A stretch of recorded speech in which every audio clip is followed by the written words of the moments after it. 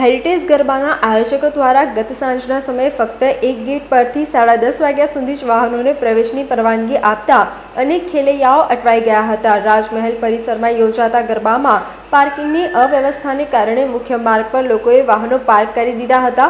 કેટલાક સ્થળે તો રસ્તા વચ્ચેના ડિવાઈડર પર ટુ વ્હીલર પાર્ક થયેલા નજરે પડ્યા હતા।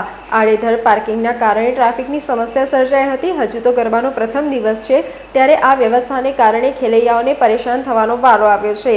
આગામી દિવસોમાં પરિસ્થિતિ વધુ વિકટ બને તો નવાઈ નહીં। હમણાં કેશ પૈસા માંગે છે કે તમારે હમણાં અંદર જોઈએ તો 1000 રૂપિયા આપો।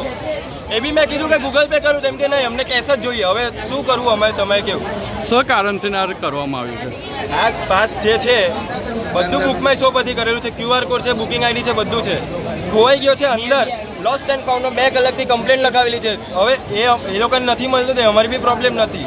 હવે એ લોકો અંદર જવા નથી દે, અંદર જાય તો આ ભાઈ 1000 રૂપિયા માંગતા છે। 1000 રૂપિયા કેશ એમને કીધું ઓનલાઈન આપો, રિસિપ્ટ આપો, તો બી કેશ માંગે છે।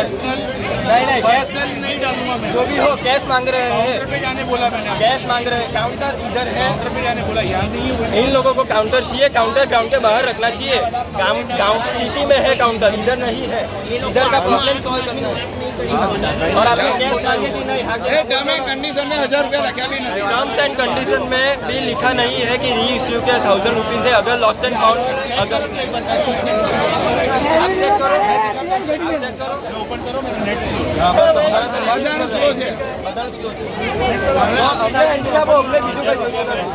આગળ શું કરશો તમે? કાર્યવાહી નહીં આપવામાં આવે પાસ તો એક જ વસ્તુ કહેતા છે, હમણાં એન્ટ્રી નહીં આપો તો રિફંડ આપી દો આજના દિવસનો।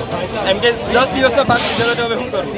તો હવે નહીં આપે તો એ લોકો એમ કે હવે જોઈએ, હવે મેનેજમેન્ટ નથી બરોબર, મેનેજમેન્ટ નથી બરાબર। બરોબર આટલા પૈસા ખર્ચવા છતાં પબ્લિક હેરાન થાય છે। એક દિવસના પૈસા પાછા આપી દો બરાબર, અને ખુલ્લે આમ 1000 રૂપિયા માંગી રહ્યા છે।